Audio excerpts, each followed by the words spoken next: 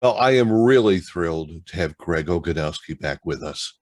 I love talking with Greg because not only does he get what broadcasting is, and he has put so much of his time and effort into producing better audio, swimming against the current of the internet, but he's here and happily talking about it and a product that he's taken on board for a special reason, and that's the Radio DJ, which is playing a lot of my favorite hits in the background right now. Uh, you can't hear it. No, I've turned that down. But Greg, the floor is yours. Let's talk about Radio DJ, shall we? Thank you, Barry. I just made a note of the swimming against the current of the internet. I like that. I'm going to use that if with your permission. No charge. Okay. All right. Well, what we're going to do is we're going to present and cherish the moment, because you don't get this from me too often. We're going to present something that is free. And contrary to popular belief, whenever the word free is usually attached to things such as software, everybody thinks, oh, well, that can't be good. Well, we beg to differ here. So Barry, if we could get to slide 1 here. There we go. All right. So that'll be just about enough of that. We can go to slide. We can go to slide 2. And let me see here. I need to move a window. So let's see. Make that go away. Okay. You've got many playout systems out there to choose from. There are a million of them. Many of them are toy pieces of software, which is what we like to call them. There are a handful of professional audio playout systems that have the many special requirements that we as broadcasters and netcasters need. Next slide. And at this point, I want to point out that it's really important to understand some technical terminology. Broadcast media terminology is generally different than IT terminology, and it can conflict. A good example of this is the word log. A log to a broadcaster is something that's done in either the music and or the traffic department. A log to an IT guy is a file of something that has happened. And when you're talking to your IT department, which is really important to make all of this come together, it's really important that everybody be on the same page and that they understand one another. So I've said this a million times in my other presentations. It's extremely important to bridge this digital divide. So be very certain that these differences are observed carefully. Next.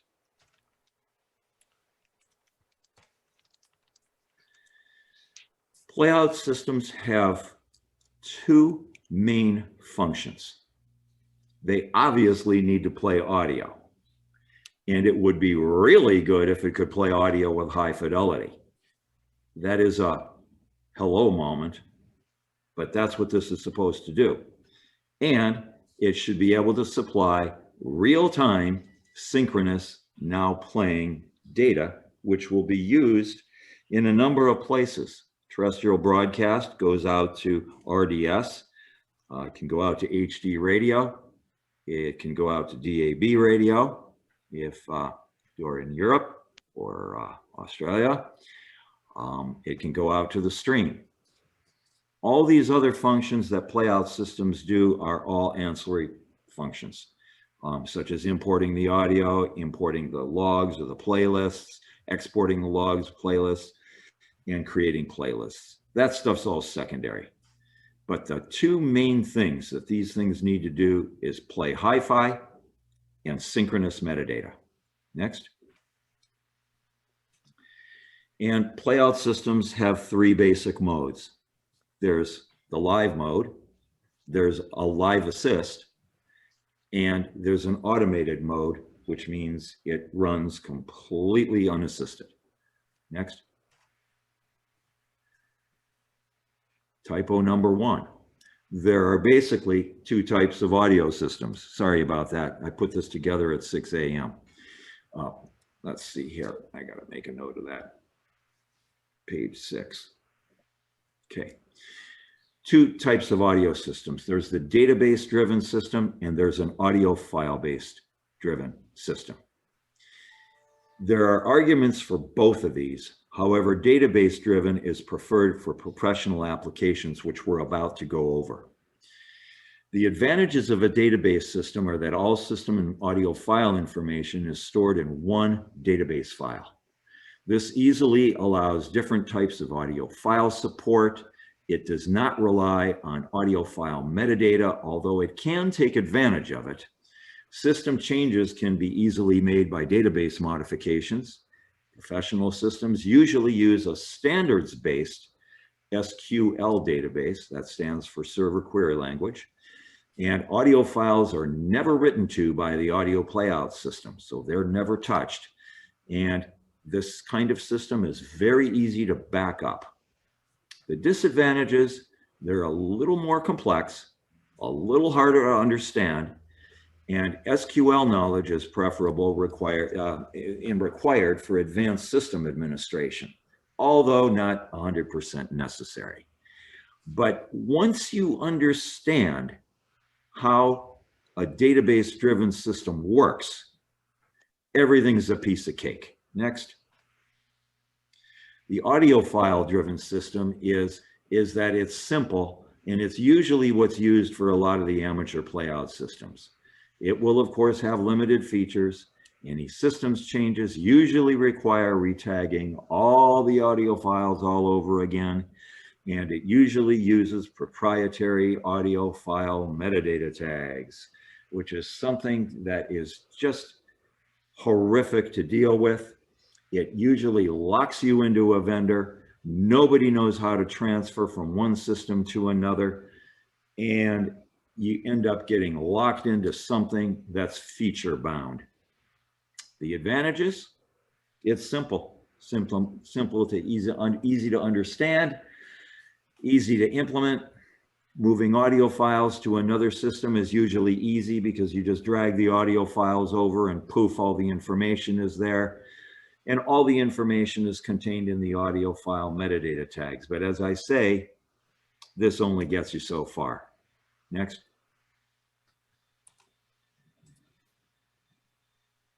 So we enter RadioDJ. Next. It's database driven, uses SQL, supports many different audio file types. It has automatic computation of seg and fade times to produce beautiful segues, if I can say so myself. It's got real-time now playing metadata output in many different formats, so you can reach all the different strange destinations that nobody seems to standardize on. It has a precision sample rate converter, which is especially important today when playing all those 44.1 files, which are most common because they're all coming off CD, into 48 kilohertz IP audio systems. I'll show you more details on that in a bit. It is 100% modern Unicode, which means it supports any character set. And you might think, well, I'm in the USA. What do I need to support that stuff for?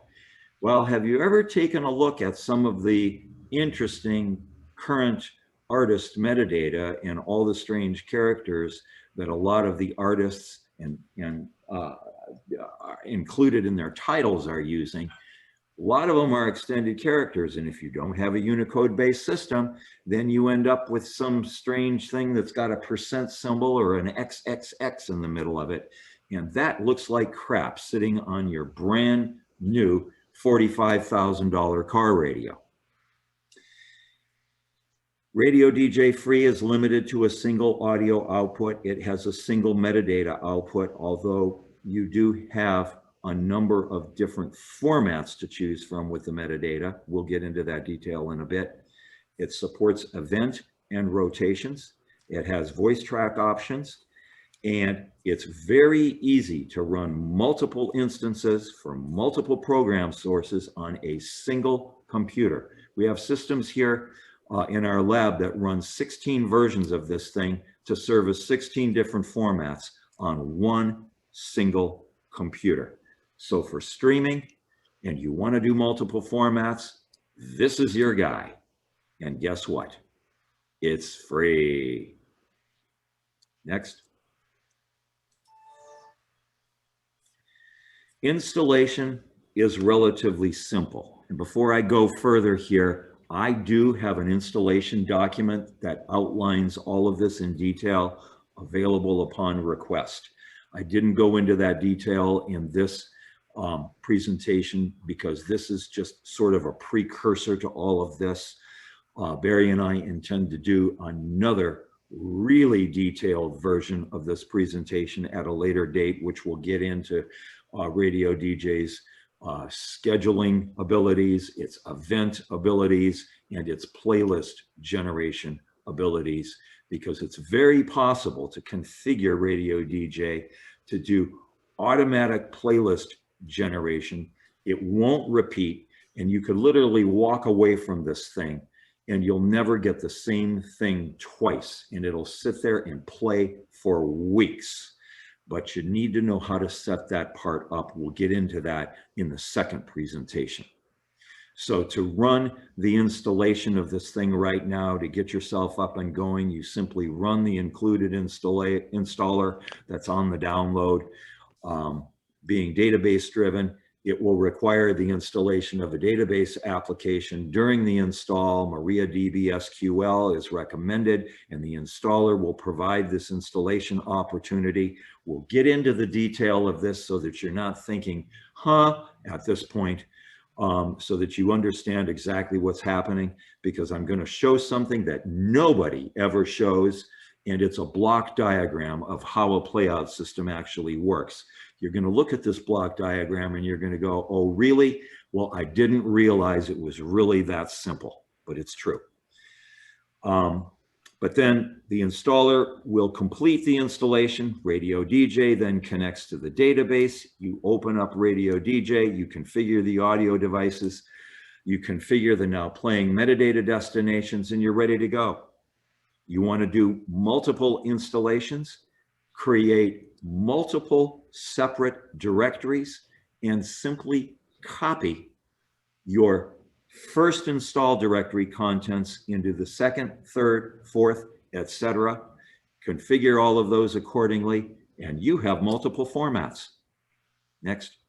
And I will interrupt you just long enough to tell you, or tell everybody, it took 5 minutes to follow Greg's instructions and go from start to audio rolling. Now, here's the mystery.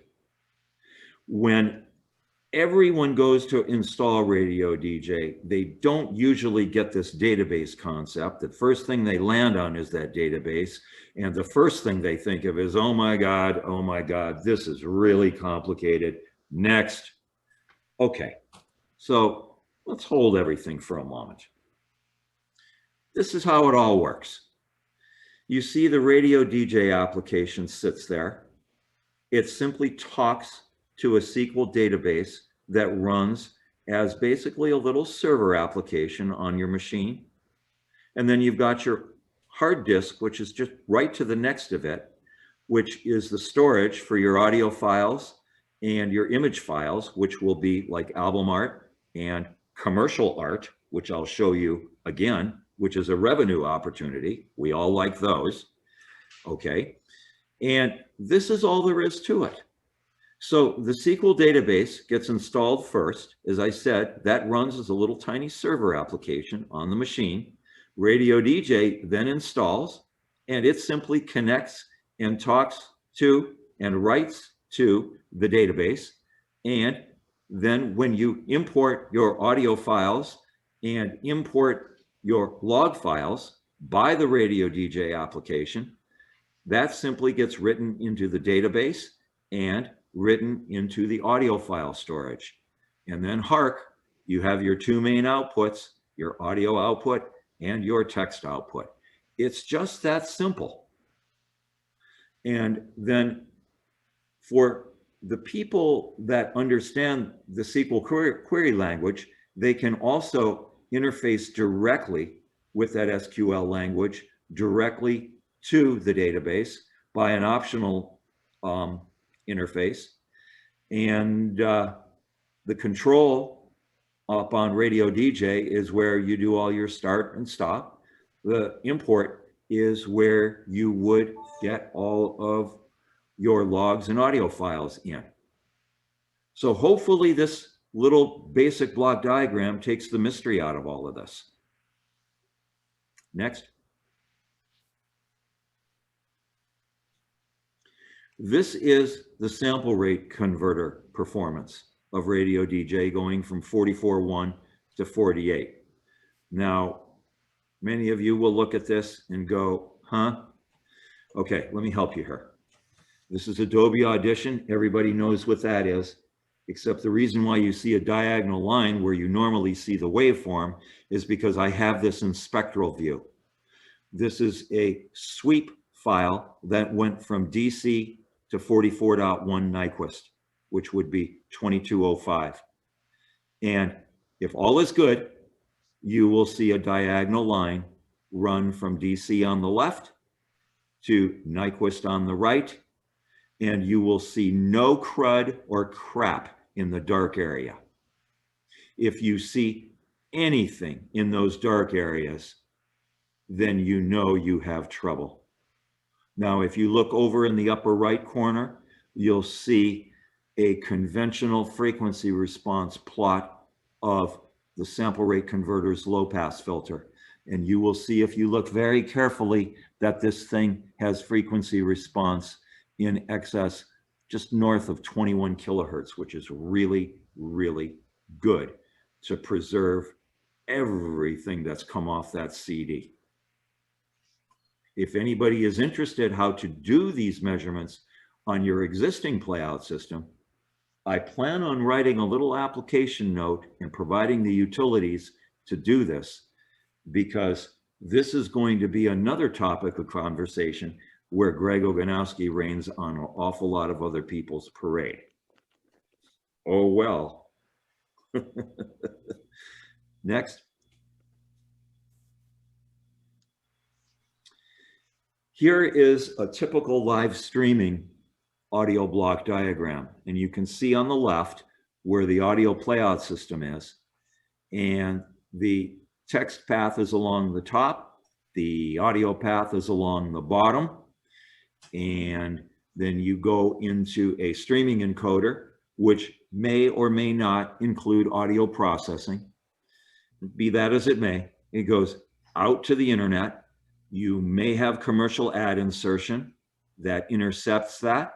It then goes to the streaming server to then go out to the cloud, and it may pick up content for images, and then it goes out to your client players. Once again, it's just that simple.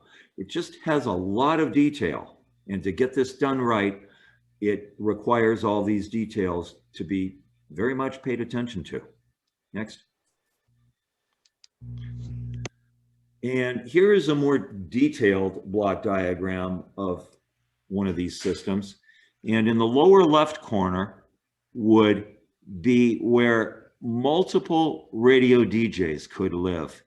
Here we show 8, and then we show those 8 with the 8 audio outputs going into a virtual audio driver, then going into 8 audio processors, then coming out of those 8 individual audio processors into another virtual driver, and then into an audio streaming encoder, which will then provide multiple audio outputs at multiple different bit rates, where we highly recommend using HLS, which those of you that attended our other presentation on HLS, you know what that's all about. And we've got a little bit of review of some of that HLS coming up here, but this is how to get it there. Next. And along with all this HLS comes all these metadata opportunities, because Radio DJ is so metadata centric, and synchronous metadata is very much part of its architecture. The metadata can send textual messages to be displayed on all these client players. And it typically consists of, now playing artist and title. But with Radio DJ, you've got lots of other options that the software provides. You could even send weather. You could send news information. We're going to be putting up an example of how to send artist information while something is playing and have it displayed in the client player. And a lot of this information can also be used for advertising revenue. Next. Advertising revenue example right here. While a Coca-Cola spot is running, why not run a logo? One of the big problems with this is many of the metadata and image aggregators can only provide cover art for music. But if you do all of this on your own, this is megabucks just sitting out there for you to go get. But nobody's doing it. Next.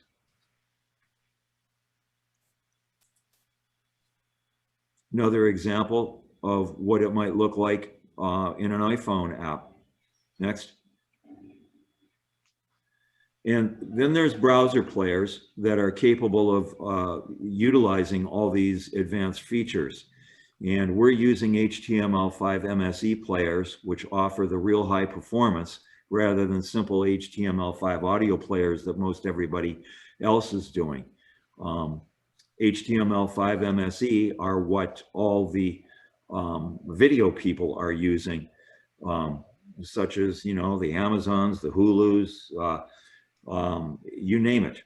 Everybody has gone away from typical streaming servers, and they're all going with this HLS, which allow all of this advanced playback control. And this is the way to go. And the message really needs to be delivered to radio on this, because ICY, Shoutcast, Icecast cannot achieve any of this with any reliability. Next. Here are some examples of what this might look like, or not might. Here are some examples of what it does look like with these HTML5 MSE players. Here's one. This happens to be another example here by my buddies at Big A Radio. Hey, Charlie, hope you're there. I think you are. Howdy, howdy. This is all powered by Radio DJ right now. And anybody who's into the legacy CKLW, I highly urge giving this stream a listen. It is absolutely one of my favorites out there. Next. This is a test player that we did to show the abilities of the metadata. All of this is generated within Radio DJ.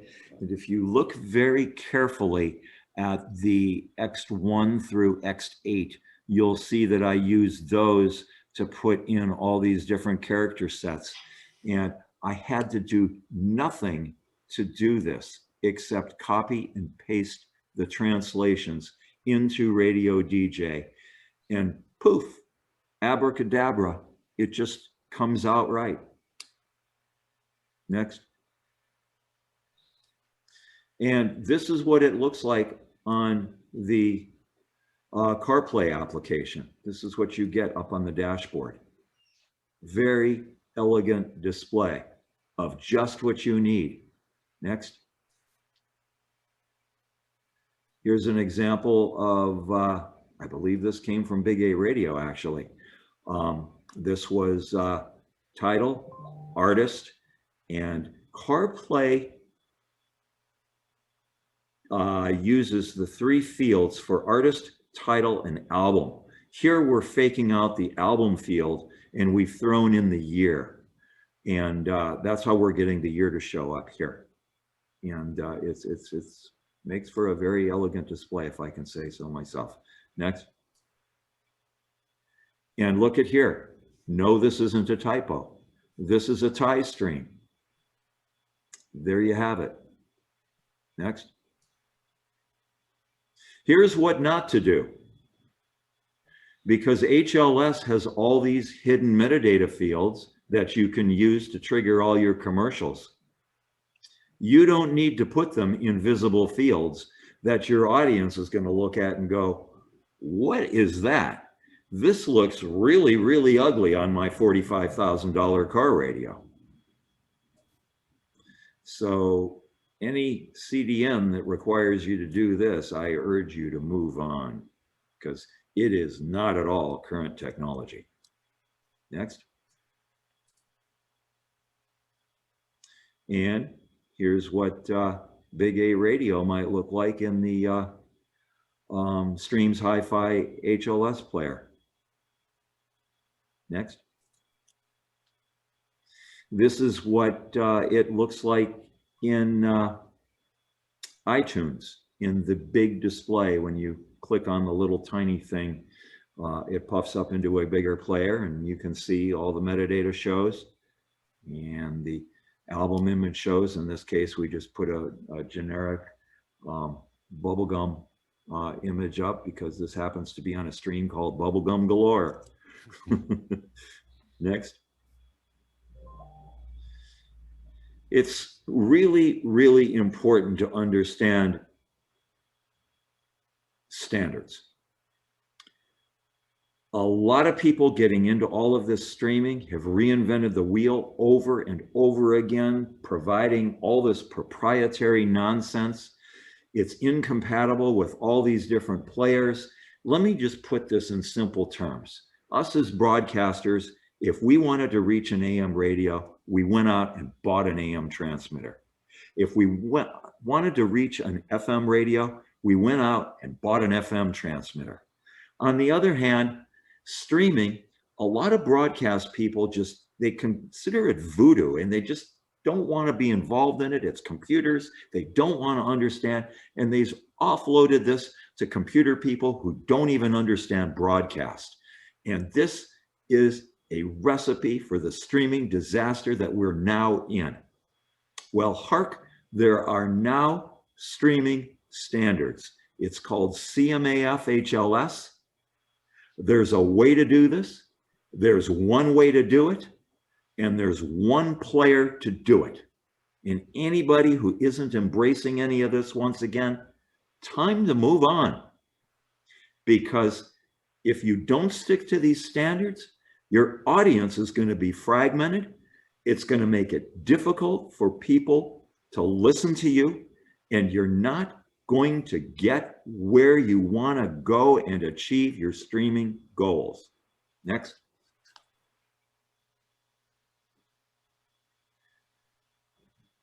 This is just more of what I just said. This is an important thing I want to bring up.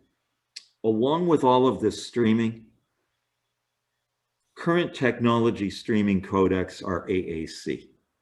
MP3 is yesterday's news.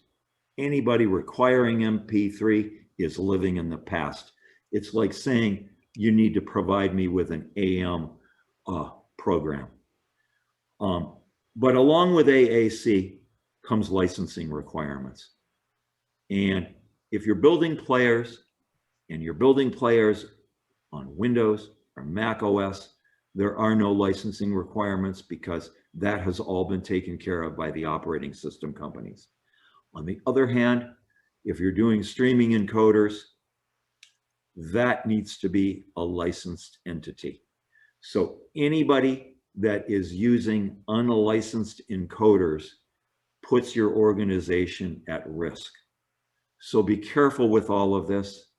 And I would like to take the opportunity to mention that all of the streams and modulation index software is all fully licensed for commercial use. And this is a detail you need not worry about. Next. Once again, there's a lot of details to all of this. You pay attention to those details, you'll get it done, and you'll get it done right. Next. I go on and on and on about this digital divide. Please, media guys, get along with your IT guys, and IT guys, please get along with your media guys. We can't know it all. I get that. There's a lot of details to both sides of this. I'm one of very few people out there in the world who has taken the time to understand and learn both sides of this. I've had to do it out of necessity. I never thought in a million years that I would go down this path and have to deal with all of the things that I needed to deal with on the IT sides of things to simply hear the hits and hi-fi. But if I can say so myself, I did it to make this happen for you. So please take this as some advice. Next. Coming soon is RadioDJ Pro. But before I get into that, one final statement on RadioDJ. As I mentioned going into this, it's free software. It's incredibly powerful. Even though it's free, it's very powerful stuff. And not a lot of people realize it. If you give Big 8 Radio a listen, you're going to realize how powerful it is. That's very fast pace over there.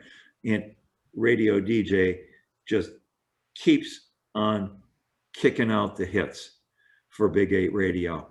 And it's amazing what it can do. And that said, RadioDJ Pro is going to have even more features. It will have support for a lot more options, including multiple outputs, multiple metadata destinations. It'll have a remote control capability to interface both IP-wise and contact closure-wise into your radio facility. It will have a REST API. And one other thing I forgot to include in here, I need to make a note of that myself, is it will have BS 1770 support. So upon importation of your audio files, not only will it compute the seg times, but it will also compute the BS 1770 levels to keep things better in check there. It will be non-destructible. And once again, those BS 1770 values will be stored in the database so that the audio files, once again, remain untouched. Next. And to download RadioDJ, there you go. That's where you get it. Next.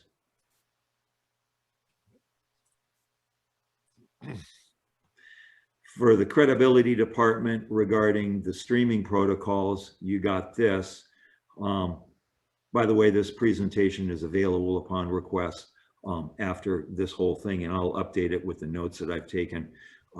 I put this thing together incredibly fast so that I could be on time for you guys. So I missed a few things, but I've taken some notes here. But you can get this information out of the file that you do receive later. So you don't have to worry about copying this right now. Next. And I appreciate everybody's interest. Hopefully, I've taken the mystery out of a database playout system, and I now open this up to questions. Thank you, Greg. This is a really, really nice discussion, and it helps us appreciate the care and the work that went into this. And so we got some questions that have cropped up here on the chat box. If you want to take a look at those, or we can read some of them off to you if you need. I'm opening that right now. Okay. Let's see what's happening here. Okay. Have you read these, Barry? I've been trying to scan them, but some of them I've sort of messed up because. Oh yeah, here's one. Greg, am I working with Marius? Yes, I am. I work directly with Marius. As a matter of fact, I'm the feature driver guy. So I come up with all of this stuff. I've actually provided him with all of the BS 1770 details, including some of the code to make all of this happen. So yes, I very much work with all of this. Will there be plugins for audio processing? We recommend using Optimod PC. It is by PCN rather. It is by far the best way to go. It's a professional audio processor, and it was shown in the block diagrams earlier. Other than that, you would be on your own using anything else, but of course, your mileage may vary on the performance. You have some basic audio processing built in, don't you? As it now sits. There are some basic. It's very rudimentary.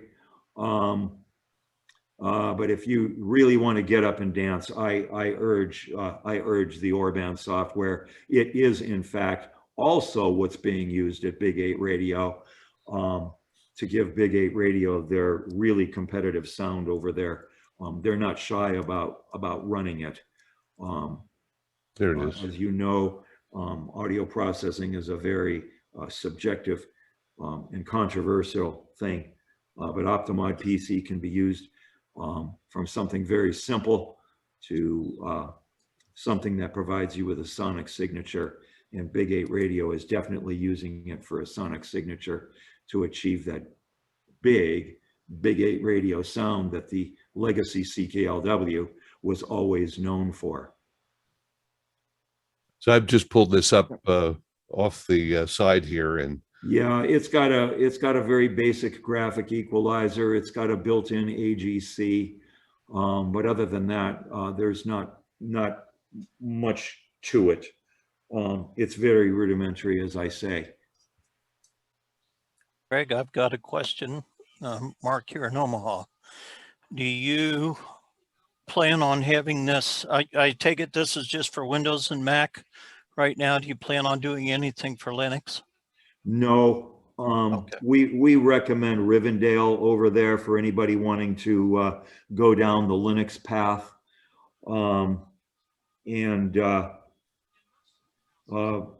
Bringing that up, I can also bring up the fact that we have a little USB audio device that works well with Rivendell, the IO-Digi 8X, and it will give you 4 outputs of stereo audio, and it works real well with Rivendell. There is even a Raspberry Pi build of that thing. someone Okay. had mentioned there's a Q part to it too, I think. What is that, Barry? A Q function is in here somewhere. Or a radio DJ? Yeah. Oh, absolutely. Yeah. If you get like an 8 output audio card, for example, throw in like a Lynx AES 16E, you get 8 audio outputs. You could allocate for the Pro version. You could allocate 4 for going into the console for your main program feed, for example. You could allocate 1 for Q, 1 for monitor, et cetera, et cetera. Yeah, there's lots of options for that, all that. I just see one thing here, which is an important question and a good one regarding SQL databases. I know MySQL has got a lot of popularity, but we really recommend Maria. For one thing, MySQL has got some interesting licensing snags because it's owned by Oracle. And for commercial use, you're obliged to pay for that thing if you read the fine print. Maria is yours to do with whatever. Besides, Maria has worked better than MySQL. It's a bit more efficient. We've had, and the installer is really nice on Maria. Just make sure you, when you install Maria, that you tick the box that says UTF-8 for your database. That's all outlined in the install document that I have. Other than that, you can take all the defaults and get on with it.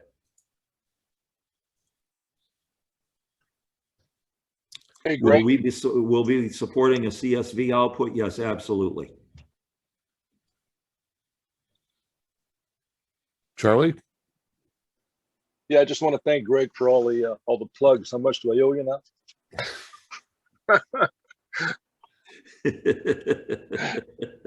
You don't owe me a thing. Just keep rolling out the hits, dude.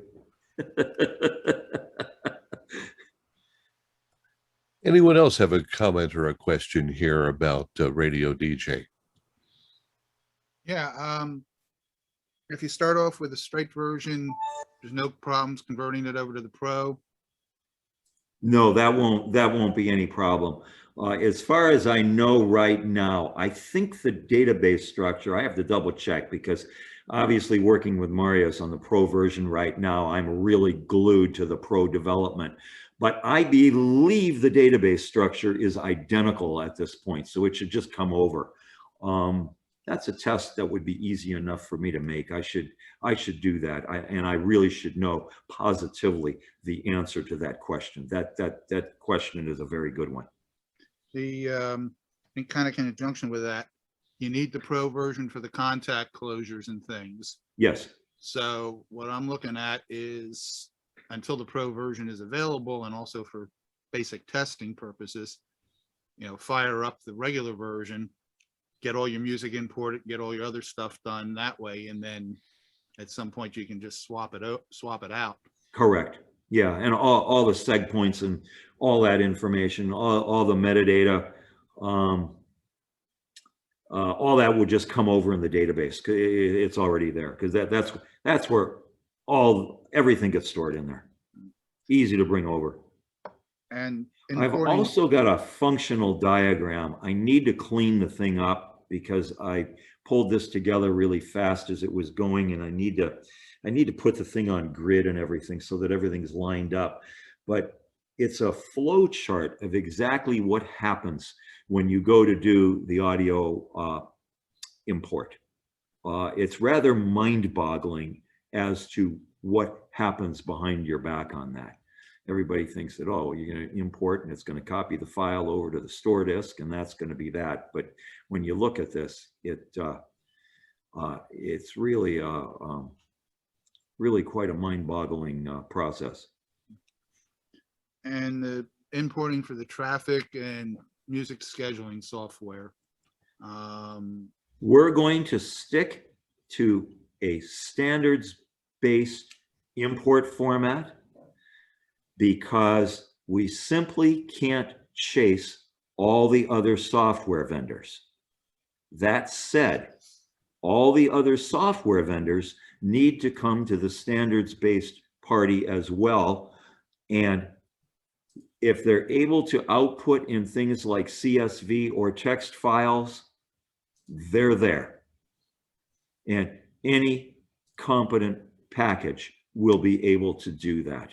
And that eliminates any funny business and version conflict, because we can't possibly keep up with everybody's proprietary changes. It's just impossible at this point. I see another question here. Yeah, BS 1770, I mentioned that. Yeah, that's coming in the Pro version. There was something that just went by. Where did it go? Oh yeah, Mr. Bialik. It'll be a one-time charge. You have it and it's yours. Greg, what is BF 1770? BS as in Sam. That is a loudness measurement protocol, and you can Google that, BS.1770, also referred to as EBU 128R, one and the same. I urge you to look all of that over, and let me put that in simple terms. When you go to import the audio file, RadioDJ will look at its loudness. It will analyze it using the BS 1770 protocol, and it will assign a dB number to it for the database. And when it plays the file out in RadioDJ, it will play it out according to that value. It is a fixed number So that's what makes it fundamentally different than a dynamic AGC function. Now, if you're running audio processing, what this means is that the BS 1770 will be a first pass at achieving the proper input level for the subsequent AGC. It will allow the AGC to work within a closer range and allow the AGC to be more effective. You could, on the other hand, run completely audio processing less with BS 1770. The problem with that is that there's still going to be file-to-file variation. And when you do segues, it sounds unnatural. I have worked with a loudness group on all of this. And that group is very opposed to dynamic signal processing for whatever reason. There are two sides to this story. Everybody paints their picture differently. RadioDJ will work in both modes. Personally, I come from the legacy broadcast industry where we've attempted to solve the #1 listener complaint, and that is to prevent the listener from having to do this. There's nothing worse than having to control the volume constantly. Your listeners will tell you that. And dynamic signal processing is the only way to do this. The other guys that don't want to do that, well, hey, it's their life. Is there anything you'd like to demonstrate on the app right now that I can bring up for you? That's going to be for the next presentation. Okay. Yeah. Yeah, we'll go through its complete operation on the next one, and I'll show everybody how to create events. I'll show everybody how to create dynamic playlists. I'll show everybody how to, when you go to import the content, that's when you assign all the music categories, the genres, and whatnot.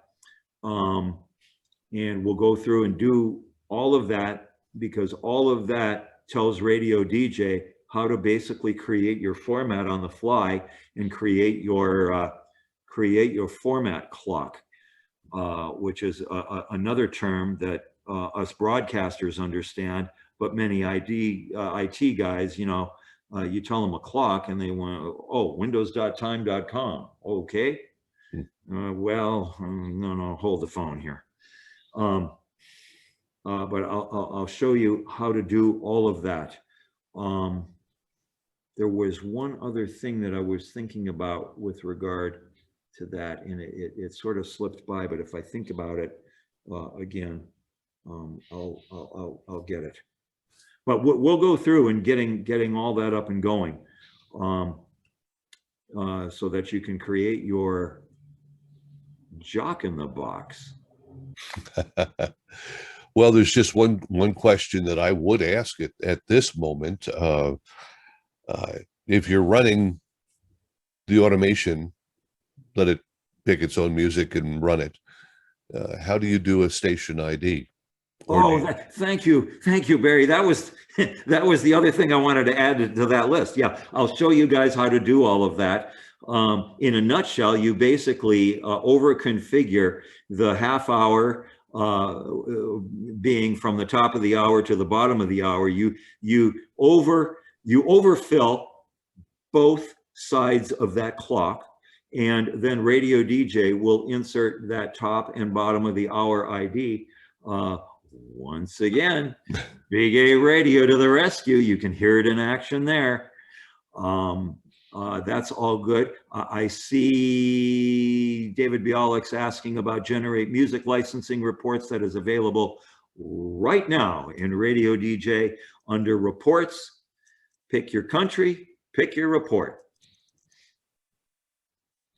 there an ETA for the Pro version? Fall of 2001. 2021. What year is this? It's later than you think. You're telling me.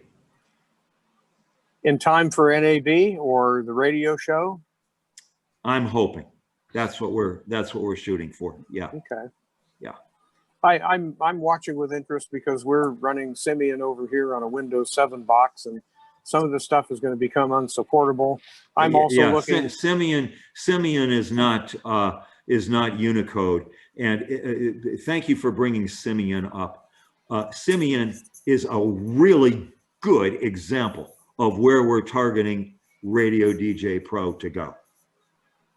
Yes. Well, the features or workflow that I'm looking for as an LPFM operator is something that if we have an audio file, that it can get into the box and on the air with the minimum number of steps necessary to do that. Yes. Right now, in order to deal with something, and we're using natural music for our log generation, Yes. in order for me to get something on the air and have it in the log, not only do I have to create some sort of a file name, get it into the correct folder that BSI is looking at for audio, whatever I may categorize that as. Then I also have to go over to Natural Music and enter in a bunch of metadata there for the song title, the artist, and anything else that may be necessary for that. Also, where the file is located over on my playout box. I'd like to be able to do things once, perhaps getting old and the brain ain't pulling this info up the way it used to. Audio editing software where I may be trimming or doing something else. And I know that Adobe's audio software, the name of which I can't pull up, don't shoot me. Audition. Audition, Problem. thank you. Yeah. Audition has a number of ways of tagging things that appear Yes. to be very, very flexible. And Yes. I would love to be able to go in, do that once, get the file into a repository where Yes. all of this activity is going to happen, and then not have to fuss with the damn thing anymore. Yes. BSI attempted to use a standards-based metadata format over there. I am intimately familiar with BSI. I used it for years. They attempted to use a standards-based metadata tagging format that had been architected by Microsoft years ago, called what they used to, it's called list info, and it lives within the RIF wave file metadata tagging. The problem is whoever did that didn't understand it fully, so the fields are all mucked up. And it will get some of them right when you standards-based tag a file outside of RadioDJ, and it will get the others that make no sense at all wrong. Yeah. RadioDJ has stuck to the right standards. I've paid very, very close attention to all of this, and Marius and I have worked together so that you'll have no problem in dealing with that. As a matter of fact, one of the import options that RadioDJ Pro is going to have is you don't even have to tag the file at all. And as a rudimentary import, if the file is named with the artist and title, it will get that information and put that in the database that way.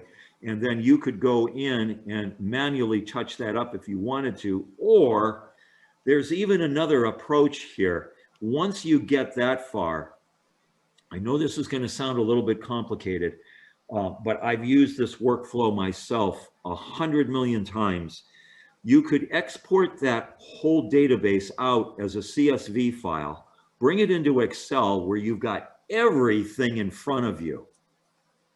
And it's real easy to use Excel at this point as a columnar text editor, because you can order all the fields. So, you know, you could get all of your artists in one place. and all the Beatles will line up, for example, and you'll make Right. sure that they all say the Beatles and they're all spelled the same way, because they'll be all right there for you. So it's a real good way to get a bunch of consistency right in front of you without having to go through each and every metadata edit. So where's the Well, this is export the- here? Yeah, this is important. Right now, we're in a situation where I'm the operator, so it's me. Yes, But as our station develops and I'm able to develop a overall workflow for the entire operation, I don't want to have to go back and edit that workflow because I've discovered, geez, this was a stupid thing. Why don't we do it this way? I got enough of that going on already. So sure. I'm trying to kind of measure 2 or 3 times and then cut once here. And as we add more people in the day-to-day operation that may be doing DJ stuff or maybe bringing in music that would go into a show that they would be producing, or maybe they're doing something from home, we want to get the files loaded here so that the metadata goes into our reporting. It goes out on the air in terms of RDS. It goes into the Absolutely. stream. I'm trying to calculate, how do I do that well in the first place, so I don't have to keep going back and paying attention to that quite so much, but also something that's simple enough for volunteers to deal with, and make it relatively easy. Part of the problem is my board president has had training on Simian and natural music, and to try to get that wheel reinvented for maybe another 6 months, 8 months, 9 months, something or other, is going to be a little to do. And I want to be able to get away from Windows 7 just because it's not supported anymore, and you've run Sure. into the gears don't mesh with whatever's newer. Sure, absolutely. I'm a I'd Mac like to person. take this opportunity right now go ahead. that if anybody has any special feature requests on this Radio DJ, please by all means email me directly at greg@indexcom.com, because there's no better time than the present right now to get this stuff into me while we're doing all of this. So it is all very, very welcome. Yeah, and I appreciate the time here. I've taken up enough time, but I think you kind of get an idea about where me, and if I'm thinking it, there may be 100 other potential users out there that are also. Well, looking at something. can I jump in? Sure, Can I jump in? absolutely. I used to work with RCS, which I loved. That was the one no muss, no fuss software in terrestrial. Then we moved to wide orbit and power play, and we went through what you were going through. You have to build the file in the scheduler. You have to build a shell in wide orbit. Then you've got to send it all out, and then you hope they match up. And if you want to put audio in later, good luck to you. With Radio DJ, man, if you want to pre-tag everything in a free tag editor, like MP3 tag or whatever, you do all that. You send it. You put it into one folder on your Windows drive, and Radio DJ just imports it. It's one step. That's that easy. Cool. Really Well, I'm easy. going to have to set it up on a box and play around with it a little bit. And somebody else was mentioning, I think, audio cards and such. Maybe a little commentary about what's usable there. Nothing special, so long as you have a fully competent Windows audio card. For the pro stuff, we're using either Digigram or Lynx. Lynx is US, so availability is a little better. Highly recommend the AES 16 for the multiple outputs. It is digital only, so it's AES IO, but I mean, more and more stuff is digital. It's cheaper for one thing, because you don't have to worry about all the converters. Or ASI cards? I'm sorry? ASI cards? Oh, ASI cards are fine too. Absolutely. Okay. Any USB devices? Any USB is fine. Yeah. Oh, We've okay. got a small catalog of USB devices. The IODigi, the Streams IODigi 2X and IODigi 8X are available. Information is on our website for that. Yeah, you said you're considering it for an LPFM Yep. instead of. I actually am sort of the transmitter engineer, and I pointed KQBH LP in downtown Los Angeles to Radio DJ, and once they got MySQL up and running, They've been really successful with it, and they're coming from the other direction. I suggested, you might want to try Radio DJ instead of Zara Studio. They're from the bottom up, and your problem is you're trying to wean somebody off of Simian, which is another issue. But we're having great success at KQBH-LP in downtown Los Angeles, and it's a non-com LP-FM run by volunteers. We had a volunteer IT guy that installed it and got the MySQL up.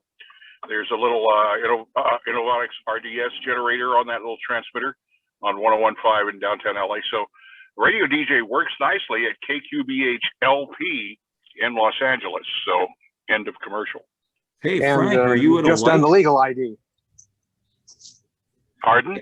Hey, Frank, are you at a light?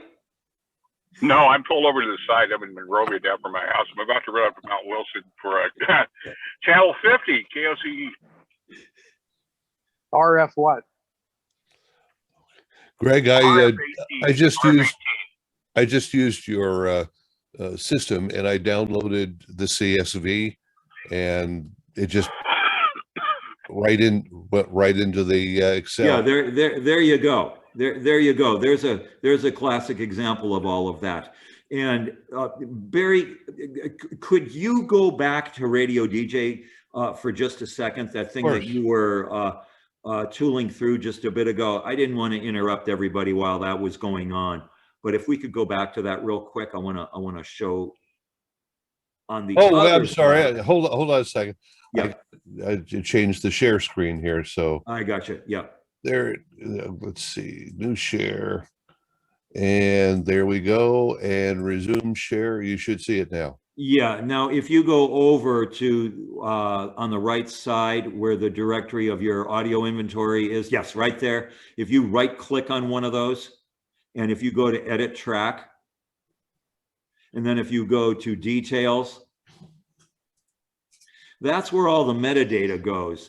And you would normally go through this, every single track, if you got a lot of time on your hands and you like being bored, well, this is the way you could do it. But that's why I mentioned the CSV method of doing this. And then one of the things I keep finding that, and that actually gets saved to the database. Now, if you want to play that immediately, all you have to do is just drag that hippie file over into the left side. Baby, how you doing? And that cued it, but there you go. Okay, and then if you want to make that go, yep. Baby, how you doing? So once you get the gist of how to do all of this, it just becomes really simple. You just need to know what to do. And we're working on documentation for all of this, because I realize that after you install this, there's no audio populated. There's nothing over on the left side to indicate what could possibly play. And many people look at this and go, huh? But once you understand it, you kind of like go, wow.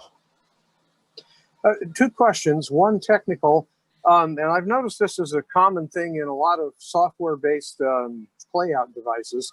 The meters have no reference to anything. So all you see is colors and maybe red, but where the hell does it start to peak or start to go red? Okay. That's one All question. right. And then the other. That's actually, that's a really good question. As a matter of fact, I'm making a note about this, because I want to change the behavior of all of that. Okay. In digital audio, for the most part, I'm gonna oversimplify this. For the most part, let's just assume that you never want to hit 0, because after 0, there's nothing left, and it's all distortion. To be comfortable for any wrongdoing that may happen down the road, I urge everyone to try to top out at about -3. We can go into those reasons another time, but -3 is sort of a theoretical number, and I can talk about that. That's really another presentation.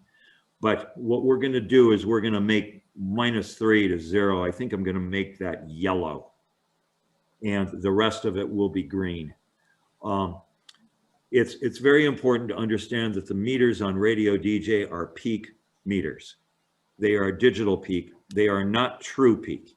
If you abide by the -3 rule for digital peak, you will never run into true peak trouble.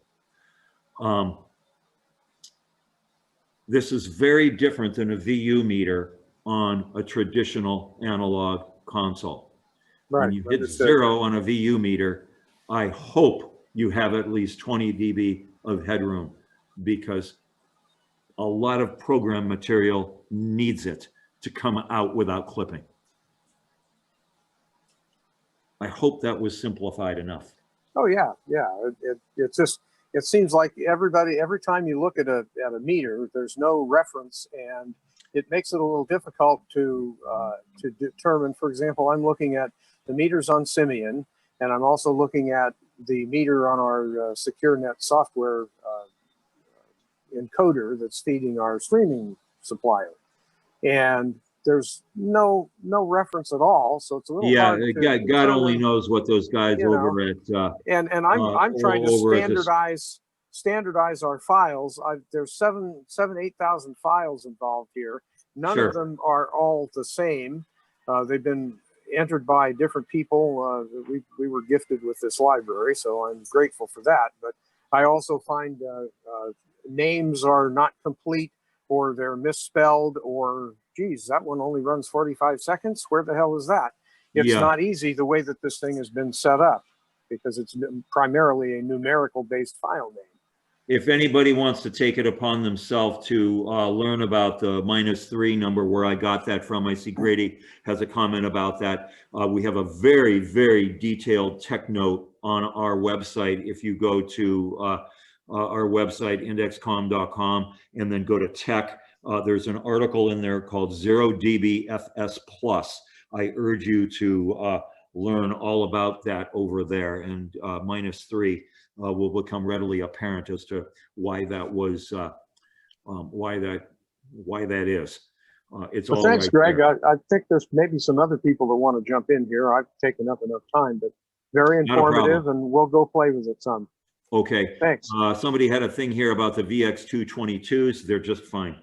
They're just Greg? fine for this. Yes. Greg, two questions. Number one, do you have a normalization batch ability? So if you're bringing in a whole bunch of music, it can automatically normalize to a certain loudness? Well, that's the whole idea of the BS1770 support. You won't need to even bother doing that.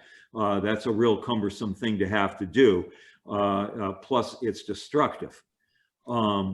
It's definitely destructive. Some people might not worry about being destructive, but it would be real nice to be able to just take and rip your CD library and come off with the default levels, have RadioDJ look at that and go, oh, we need this number. It goes in the database, and when RadioDJ plays it out in the appropriate BS1770 level. My second question was, in the metadata, can you put like a marker or a time code in there for when the first post is or something? So this way, when you're in an automatic playback mode, it would know to do a segue or something like that? Absolutely. When RadioDJ imports, currently what it will do is, if there's silence before the file, which is typical of some files, RadioDJ will mark the absolute start of that file. Obviously, RadioDJ can't figure out where the post is. So that one's going to be on you. But rest assured, the database entry is there, and all you would have to do is assign that. On the contrary, as I mentioned before, RadioDJ does compute the fade or the segue point. So on anything cold, it puts it at the end. On anything that has a fade, it puts it in the appropriate place. If you don't like what RadioDJ is doing, which I'll be very surprised, but if you don't like it, you can manipulate those points in the setup. That's not a problem. And it does some very, very nice segues. The only thing I might Can you do it by CSV if you know it's like in the, let's say it's 30 seconds in or something like that? yes, you can. You can. But RadioDJ uses a relatively long number out there, so it's very precise. Usually 1 second isn't enough granularity, believe it or not, for this stuff. Charlie will attest to that. But and armed with that, a lot of times if you have jingles, you're going to probably want to tighten that outro up a bit. Yeah, what I did, I went through all 14,000 songs and put the intros on them myself. It's like any other radio music director. You want one person doing them all, and then they're in the right spot. And what we do, I might have a song with a 30-second intro, but because I can let auto DJ run on RadioDJ, I've got cold voice IDs. None of them are more than 10 seconds. If I want a song to sound decent, I don't want that 10-second ID at the end of a 30-second run-up. So I've gone through every song in the library. None of the talk-ups are more than 11 or 12 seconds. It allows an 8-second ID to sound decent, a 5-second ID to sound decent. And if RadioDJ knows that if the song has 0 talk-up, it's not going to try and jam an ID over top of a cold intro. It's smart enough to do that. So a little bit of manual work, but it sounds freaking awesome. Thanks, Greg. And that said, one of the things that the old CKLW was known for was their top of the hour IDs. Charlie knows this well, where you're coming out of a song at the top of the hour and the talent comes in and starts to do the top of the hour ID. The top of the hour ID is running while the fade out is still running. The next song comes in and the talent comes in. RadioDJ is able to do all of this, and many of these playout systems can't deal with this lost art. That's one of the things I've been trying to figure out how to get to happen with Simeon and the files that we currently have, is to be able to do that segue with a properly positioned vocal element over the top of it. And I'm not there yet. Yeah. But I do. Can you do 2 intro markers? One that the automation would respect in some musical aspect of the song, but also another one for use in live assist, so that there's a start, and then there's a post, for example. Okay. You know, because what I found is the way that some of these songs are marked, I'm going back through and I'm actually finding where the vocal starts for my own purposes. You know, sometimes these marks that I'm finding are maybe 10 seconds in, 15 seconds in, or less, and the vocal may be a minute in. Not that you want to have a 1 minute segue. I don't think that the automation would actually do that, but just for future reference. I don't know. Well, let me jump in here for a minute. Can y'all hear me now? Yep. Okay. I was on the air for like 15 years and doing programming and music before I said I'm just going to carry a toolbox and work when I want to. Most of the time, you can depend on an automatic system that was designed by someone like Greg, who understands how this stuff works, to just make a decision. But I'll give you a perfect example. Occasionally, an artist who creates a song will do something crazy like put the hook at the very end of the song. A perfect example is Broken Wings.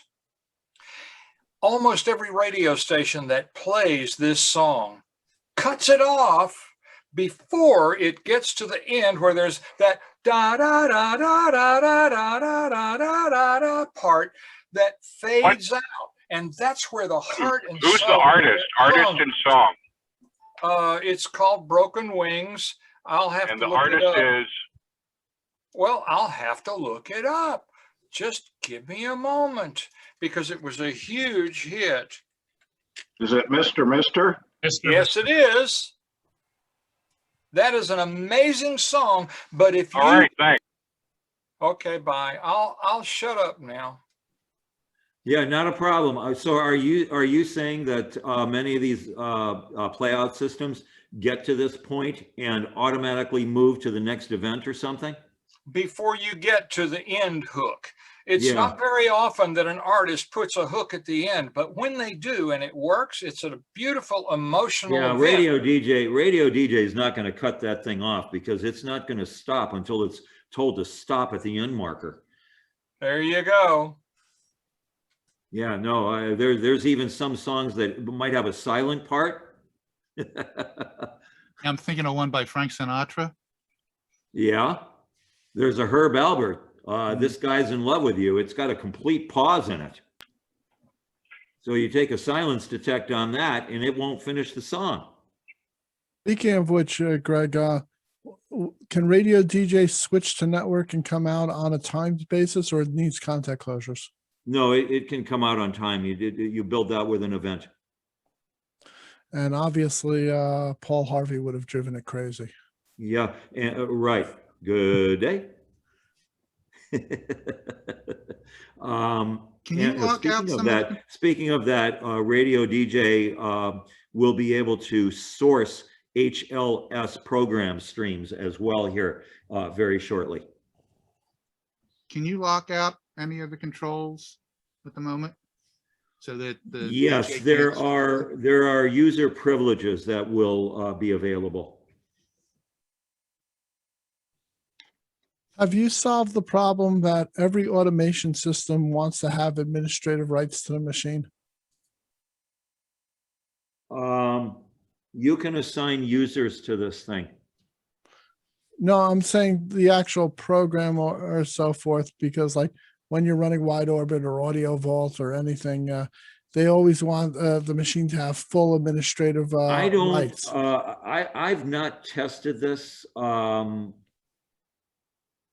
but I believe this thing does not require admin rights.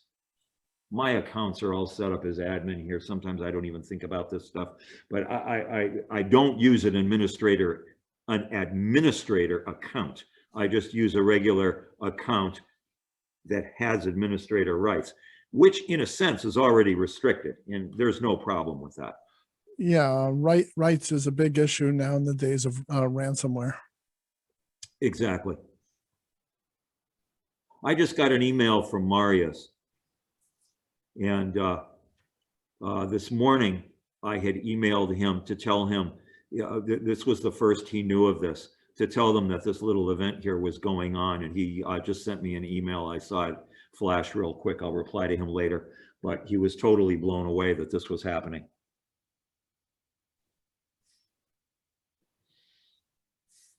Hey, Greg, it's Charlie. Are you guys still thinking of building that timeline playback in for like long form shows? Oh, absolutely. Still looking at? Oh, I've got something to test for that. Yeah, that's a really good question. Let me tell you where that's getting tested. It's getting tested with the history of rock and roll. Yeah, my buddy Hank Landsberg. Yeah, we've got the history of rock and roll built on a pro machine already. And he just sent me the files just before I left for my Phoenix trip again. And I'm going to try to get through that this weekend.